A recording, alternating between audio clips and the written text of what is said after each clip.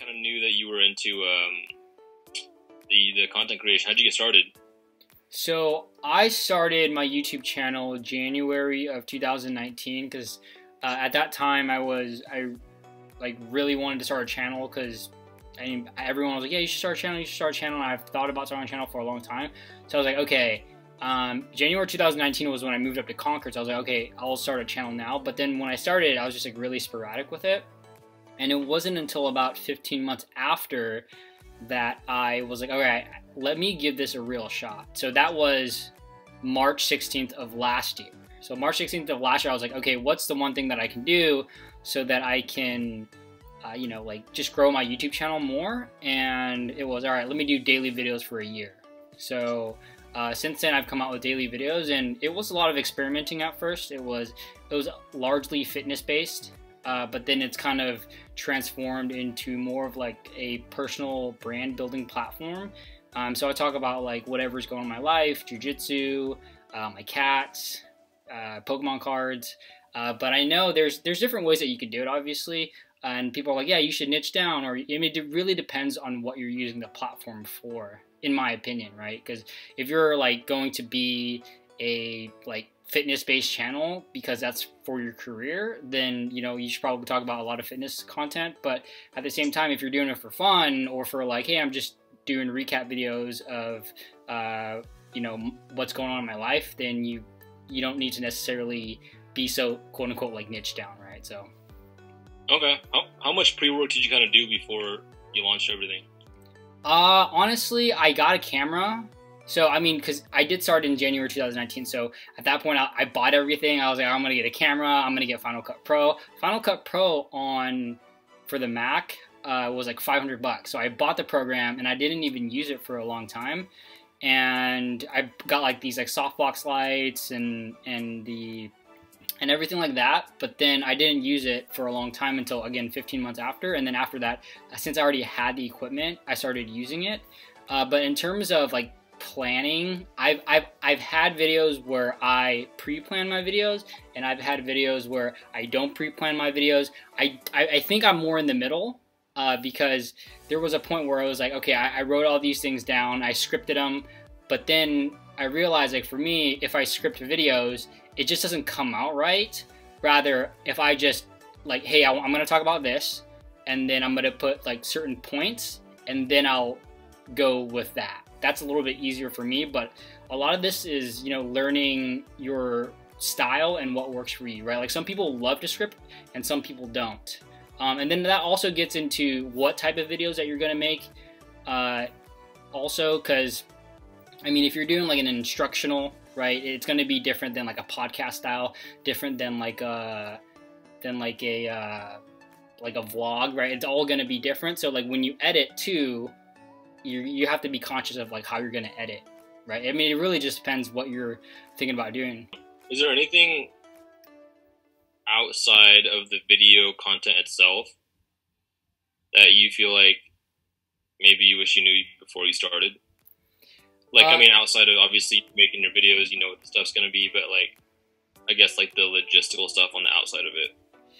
Editing takes a long time. Well, it depends like how you want to edit it, right? Because we can simply record a conversation and put it up on YouTube, and it doesn't require any editing at all.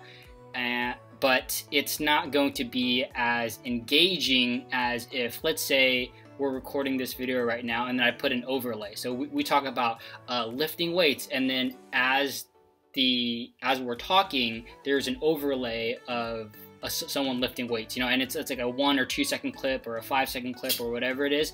That takes a long time because if you want to be more engaging, you're gonna have to like put those in. And then also when you watch like other people's YouTube videos, if you see the screen like zoom in and then zoom out, they do that on purpose, and it's to keep the person on the other side engaged. So editing could take a long time, but it also depends on your personal style as well. Like for me, I hate editing, so I really like to shoot all my clips and then just put overlays over them, and then I call it a day. Whereas some people, I have a few friends, I have one friend that just he said he spent over 200 hours editing one video. It's a 16-minute video, but it was really, really well edited. But like for me, I'm on the like 1 to 2 hour side. Like I don't want to spend more than 2 hours editing this video, and then there's everything in between. He's definitely on the extreme side, but I think you're gonna have to find, again, like where you're comfortable. But also at the same time, the more videos that you make, the more editings that you'll do, you'll figure out your style, and then you'll figure out, okay, this is taking way too long, or like, can I really give this time? Because let's say you want to do a cool shot, a B-roll, right? A B-roll, actually, it's only like a 5-second clip, but it takes maybe a couple hours to make a 5-second B-roll. Right, because you got to sync the music. I mean, I've never made a B-roll, because once I figured out how long it was going to take to make a B-roll, I was like, no, I definitely don't want to do it, because it's going to, I don't want to put in that much time into my videos. But I mean, obviously, that's the quality side of things, right? And it's the balance of, okay, do you want to, the videos that you come out with, is it quality or quantity? Like for me, I'm going the quantity route, but I know some people that go strict quality, and they come out with one video a week, or one video a month even, but it's finding that balance, right? Okay, what is yours at? I mean, as far as like a video, like a weekish, monthish? So I've been coming out with daily videos for almost a year. Daily, okay. Yeah, but but also for about 8 to 9 months, I was coming out with daily videos. But those were like not like fully edited videos, but it was like a video shot from my camera, and I had to like speak, or the video was at least a couple minutes long. But lately, YouTube has been pushing out, it's called Shorts. It's kind of like their version of TikToks, where it has to be less than a minute. It's on your phone, and it has to be filmed vertically. And those they're pushing them out more, because they want to kind of incorporate that TikTok type of videos into YouTube. So if the more that you publish those, the more likely that YouTube's going to push it out. Like for example, I had a pull-up video that has about 100,000 views because YouTube pushed it out, right? But I've counted those as my videos. So like I've been coming out like 3 or 4, like even 4 or 5 shorts a week, but it's kind of cheating, right? Because it's I take old workout clips, and then I just upload them, and then I'll call that my video for the day. But it was only lately that I started doing that, because one, work has been taking over my life, and two, I just haven't had enough time. So I was like, you know what, if I put a short out, it'll actually technically count as a video, right? So, but for like 8 months, the first 8 months, it was strictly like video, like at least me talking in a couple minutes, you know.